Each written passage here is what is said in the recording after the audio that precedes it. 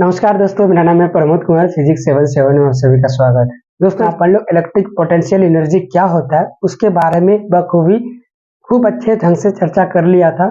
और जो भी आपका उससे इलेक्ट्रिक पोटेंशियल एनर्जी से ऑब्जेक्टिव क्वेश्चन बन सकते थे छोटे मोटे, उसके डिफिनेशन वाले पार्ट से वो हम लोग प्रीवियस वीडियो में देख चुके हैं। ठीक है, जैक बोर्ड में ये वाला एक क्वेश्चन लॉन्ग पूछता है और साथ में इससे ये जो इसका जो आउटपुट रिजल्ट है, ये वाला रिजल्ट, इस रिजल्ट से भी आपका ऑब्जेक्टिव क्वेश्चन पूछता है।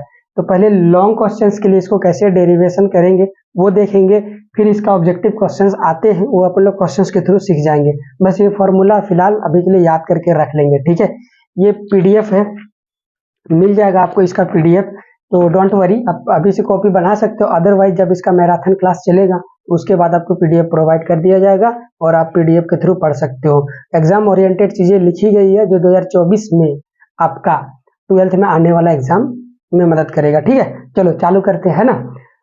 Calculate electric potential energy of two point charge system placed at a distance R. 2 point charge है जो आर डिस्टेंस पे प्लेस्ड है। तो अपन लोग कल सीखे भी थे कि इलेक्ट्रिक पोटेंशियल एनर्जी को हमेशा 2 से ज्यादा चार्ज के लिए ही डिफाइन कर सकते हैं, सिंगल चार्ज के लिए डिफाइन नहीं कर सकते हैं। ठीक है, तो यहाँ पे अपन लोग डेरिवेशंस में चलेंगे। सबसे पहले नंबर पे, in this case we assume that charge are placed at infinite so there initial potential energy will be zero. अपन लोग दोनों चार्ज को मानेंगे कि दोनों का पोटेंशियल कहाँ पे है, इनफाइनाइट में। इनफाइनाइट में पोटेंशियल एनर्जी कितने होते हैं, जीरो होते हैं। अपन लोगों को ये मानना होता है कैलकुलेशन के पर्पज से। ठीक है, अब क्योंकि दोनों चार्ज को अपन लोग वहां से उठा के लाएंगे, तो पहले चार्ज को जब उठा के लाएंगे तो पहले चार्ज को आराम से, देखो ये Q1 है, यहाँ इनफाइनाइट है, सपोज बहुत दूर में, यहाँ वाला इनफाइनाइट नहीं है, दूर में इधर कहीं इनफाइनाइट रहा होगा, तो इनफाइनाइट से चार्ज को उठा के लाएंगे पहला चार्ज को। तो इसको रिपेल करने के लिए यहाँ पे बिल्कुल खाली है, इमेजिन कर पा रहे हो, कोई चार्ज नहीं है, अकेला इकलौता यही चार्ज है। पहला चार्ज उठा के लेके आ रहे हैं अपन लोग इनफाइनाइट से, क्योंकि इसको रिपेल करने के लिए कोई इलेक्ट्रिक फोर्स नहीं है या अट्रैक्ट करने के लिए कोई इलेक्ट्रिक फोर्स नहीं है, तो आराम से लाया जा सकता है, जैसे स्पेस के जैसा, जैसे पुश मारेंगे घाय से यहाँ आ जाएगा। तो हल्का चार्ज आ गया, ये चार्ज जैसे आएगा ये अपने और इलेक्ट्रिक फील्ड बना लेगा, इतना बड़ा गोला, याद है ना, इलेक्ट्रिक फील्ड बनाता है। अब दूसर का चार्ज को जैसे लेके आएंगे, उसको भी इनफाइनाइट से, जैसे इनफाइनाइट से लेके आएंगे, तो यहाँ तक तो लाते लाते ठीक है, लेकिन जैसे ही इसका इलेक्ट्रिक फील्ड में घुस जाएंगे, ठीक है, इलेक्ट्रिक फील्ड में घुस जाएंगे तो इसके द्वारा ही तो आ चुका है, इसका तो अब इलेक्ट्रिक फील्ड है, इलेक्ट्रिक फील्ड है तो इस पे फोर्स लगाएगा। तो जो फोर्स लगाएगा Q2 पे वो कितना है, F1। यहाँ से पहले अपन लोगों को लाने में कोई काम नहीं किया गया, लेकिन जैसे ही इस Q2 को इलेक्ट्रिक फील्ड में घुसाए, इलेक्ट्रिक फील्ड ऑफ Q1 का अपन लोगों को एक्स्ट्रा फोर्स देना पड़ेगा, है ना। वही एक्सटर्नल फोर्स लगा के जो आप एनर्जी देते हो या फिर एक्स्ट्रा फोर्स देकर आपको काम करना पड़ेगा इस पॉइंट तक लाने के लिए। तो यहाँ से आप उठा के अब यहाँ लाओगे तो आपको एक्स्ट्रा एनर्जी देना पड़ेगा, वही वाला एनर्जी इसमें पोटेंशियल एनर्जी के फॉर्म में जमा हो जाता है, ऐसे आप समझ लो। ठीक है, तो चलो इतनी बात समझ में आ गई। तो मान लेते हैं कि यहाँ से इलेक्ट्रिक फील्ड में आने के बाद अपन लोगों को वर्क करना पड़ रहा है। पहले तो फोर्स ही, कोई रिपेल फोर्स लग ही नहीं रहा था, तो वर्क करना ही नहीं पड़ा। स्पेस के जैसा समझ के रख लो आप, तो स्पेस में तो कोई उल्टा फोर्स नहीं होती है, रिएक्शन वाला फोर्स, तो आराम से जिधर एक बार टच करेंगे उन्हें चलते जाएगा अनंत दूरी तक, ऐसे सुने हैं ना कहानी, है ना। तो चलो इलेक्ट्रिक फील्ड में आ चुका है, तो इलेक्ट्रिक फील्ड से अब इस पॉइंट का चार्ज डिस्टेंस कितना है, x डिस्टेंस है, अपने को कितना डिस्टेंस पे लाके रखना है, r डिस्टेंस पे लाके रखना है। ठीक है, अब जरा देखो, हम लोग जानते हैं एक्सटर्नल फोर्स इलेक्ट्रिक फील्ड के बराबर होगा। हम लोग को थोड़ा सा ये एक्सटर्नल फोर्स आगे की ओर लगाएंगे तो इलेक्ट्रिक फील्ड से थोड़ा सा ज्यादा फोर्स लगाएंगे तो हम लोग का काम बन जाएगा। तो ऑलमोस्ट बराबर ले लेते हैं हम लोग, यहाँ पे ऑलमोस्ट बराबर होगा, तो एक्सटर्नल फोर्स इलेक्ट्रिक फील्ड से थोड़ा सा बड़ा लेंगे। इलेक्ट्रिक फील्ड यदि हम लोग का 10 है तो एक्सटर्नल फोर्स कितना लेंगे, 10.001, है ना। तो हम लोग का गाड़ी चल पड़ेगी, इलेक्ट्रॉन यहाँ से या चार्ज पार्टिकल इधर आना चालू हो जाएगा, तो ऑलमोस्ट बराबर ले लिए, ऑलमोस्ट का साइन है ये, है ना। तो W एक्सटर्नल मतलब वर्क डन बाय एक्सटर्नल। तो अपन लोग जानते हैं, कल प्रीवियस वाला वीडियो में ये चीज बताया है आपको, ठीक है। WU होता है, U से अपन लोग पोटेंशियल एनर्जी को रिप्रेजेंट करते हैं। तो एक्सटर्नल फोर्स इनटू डिस्प्लेसमेंट होता है, तो एक्सटर्नल जो फोर्स है वो Fe के बराबर है, तो Fe.dx लिख देंगे। ठीक है, इतना समझ में आ गया। अब आगे चलते हैं W यहाँ पे क्योंकि दो फोर्स लग रहा है, एक इलेक्ट्रिक फील्ड भी लग रहा है, इलेक्ट्रिक फील्ड के को भी काम करना पड़ेगा। तो इलेक्ट्रिक फील्ड मतलब इलेक्ट्रिक फोर्स द्वारा किया गया काम को अपन लोग WE से दिखा दिए यहाँ पे, ठीक है। तो इसके लिए क्या हो जाएगा, फोर्स इनटू डिस्प्लेसमेंट। अब देखो फोर्स एफ ई का मान कूलम्स लॉ से निकालेंगे, जो इधर निकाले हैं, ठीक है। अभी फिलहाल समझते हैं, कूलम इलेक्ट्रिक फील्ड कहाँ रह रहा है, आगे की ओर, और पार्टिकल का डिस्प्लेसमेंट किधर रह रहा है, पीछे की ओर। तो दोनों के बीच का एंगल कितना हो गया, फोर्स और डिस्प्लेसमेंट 180 डिग्री। तो कॉस 180 डिग्री रख देंगे। कॉस 180 डिग्री का मान कितना होता है, 1 माइनस होता है, तो माइनस आ गया। एफ ई का मान अभी माइनस एफ ई दिए, ये डीएक्स आ गया। देखो F E into D x ये किसके बराबर है, डेल्टा यू के बराबर। माइनस साइन पहले से था तो डेल्टा यू मिल गया यहाँ पे। तो work done by electric field बराबर क्या हो जाएगा, माइनस ऑफ डेल्टा यू, मतलब चेंज इन पोटेंशियल एनर्जी, ठीक है। इसको इक्वेशन 1 मान लीजिए। अब सारी बातों को लिखते हैं, इसी तरह आपको एग्जाम में भी लिखना है। हेयर डब्ल्यू एक्स ई एक्स टी बराबर क्या, work done by external force during the displacement of D x. W E work done by electric force during displacement of D x. दो फोर्स लग रहे हैं तो दोनों का डिस्प्लेसमेंट के कारण जो वर्क डन मिलेगा वो दोनों यहाँ पे सिंबल अपन लोग रिप्रेजेंट कर दिए। अब ये W1 को चाहिए, W1 है work done by during displacement of Q1। Infinite से जब अपन लोग लेके आ रहे थे ना, उस समय अपन लोगों का जो वर्क करना पड़ेगा उसको हम लोग W1 रिप्रेजेंट कर दिए। तो क्या कोई काम करना पड़ रहा था, नहीं, कोई रिपल्सन फोर्स नहीं था उस समय, इसीलिए W1 का मान क्या हो जाएगा, 0 हो जाएगा। तो यहाँ पे हम लोग लिखेंगे W1 का मान कितना आ गया, 0 आ गया, ठीक है। इनिशियली आप लोगों को कोई वर्क नहीं करना पड़ा क्योंकि कोई रिपल्सन फोर्स नहीं था।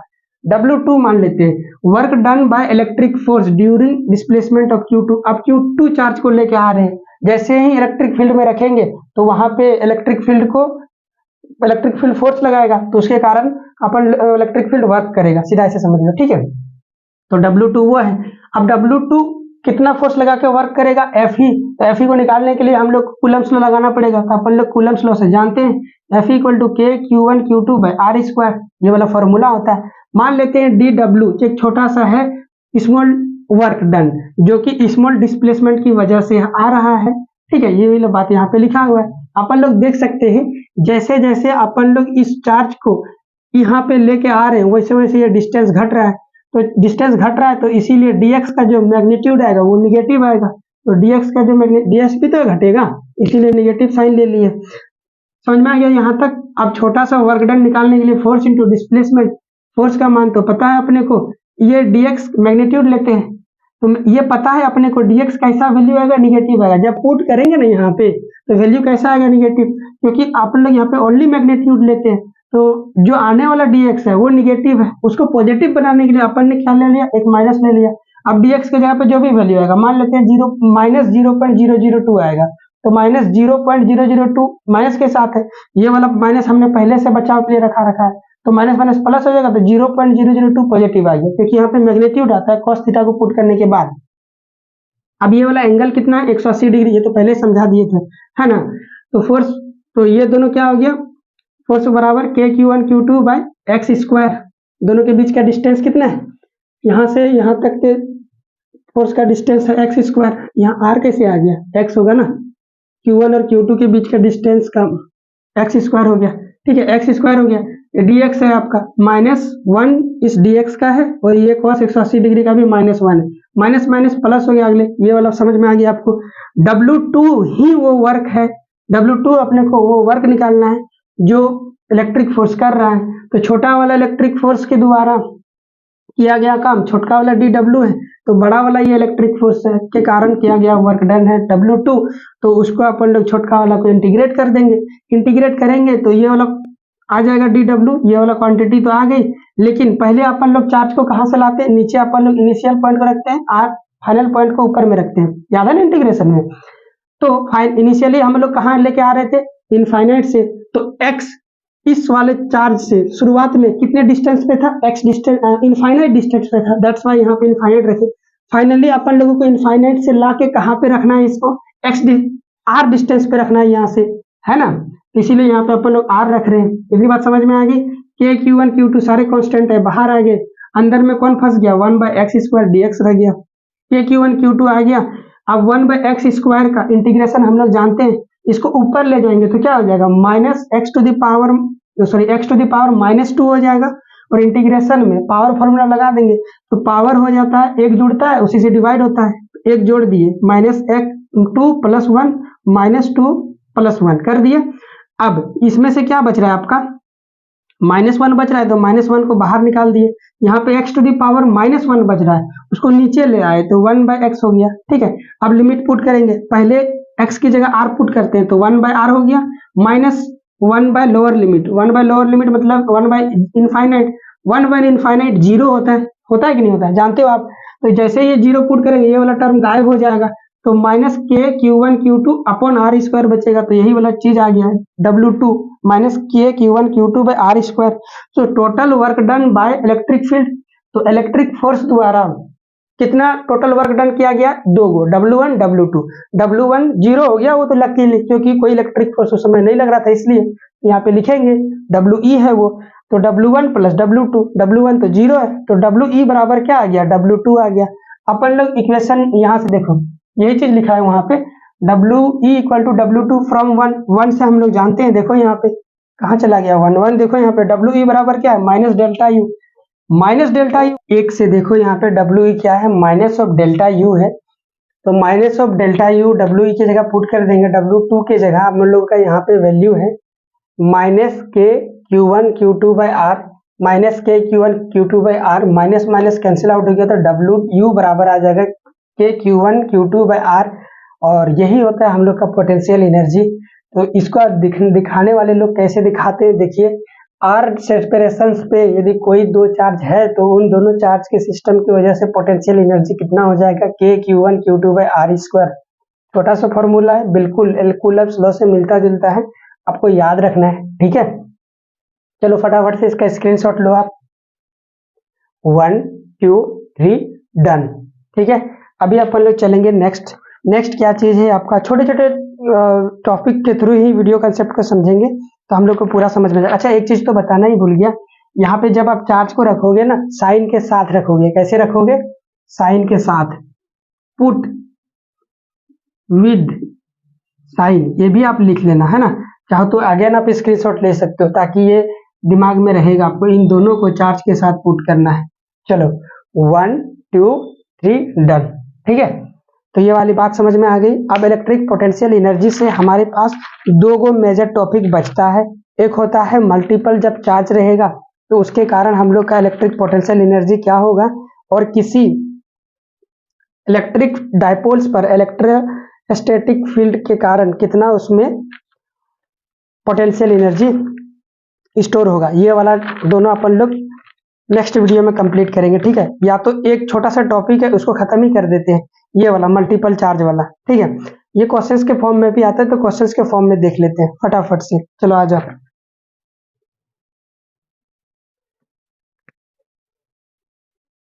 पहले नंबर पे क्या होगा सुनते जाओ आप। हाँ, अभी कंसेप्ट चल रहा है हम लोग का, या टॉपिक ही चल रहा है, कंसेप्ट में टॉपिक है electric potential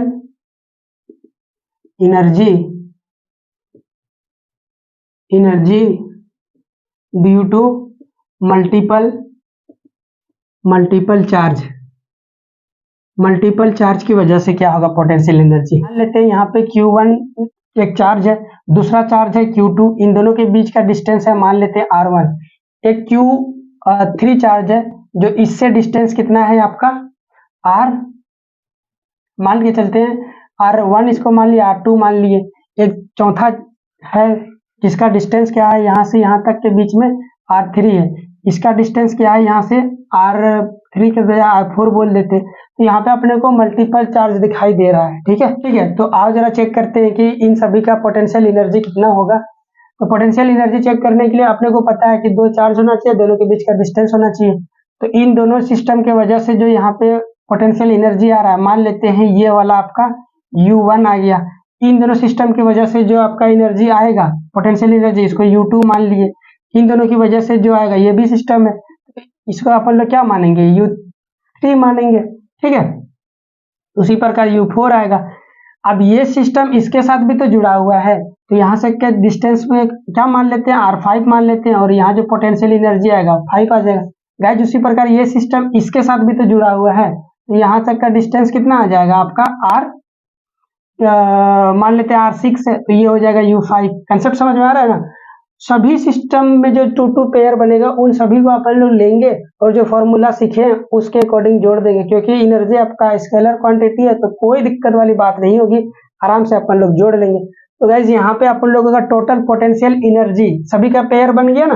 total potential energy U बराबर क्या आ जाएगा, U टोटल लिखेंगे तो U1 प्लस में U2 प्लस में U3 प्लस में U4 प्लस में U5 और सभी का फॉर्मूला अपन लोग लगा देंगे। U1 के लिए यदि लिखेंगे इमेजिन करके देखो तो K तो आएगा ही, Q1 Q2 आता है तो U1 के लिए Q1 Q2 तो है ही है, Q1 Q2 दोनों के बीच का डिस्टेंस कितना है, R1 है तो R1। उसी प्रकार U2 के लिए सोच के देखो तो K तो आएगा, Q1 की जगह भी कौन है, Q2 है और Q2 की जगह कौन है, Q3 है ना, और दोनों के बीच का डिस्टेंस क्या है, R2 है। क्या आप उसी तरह सभी का निकाल लोगे।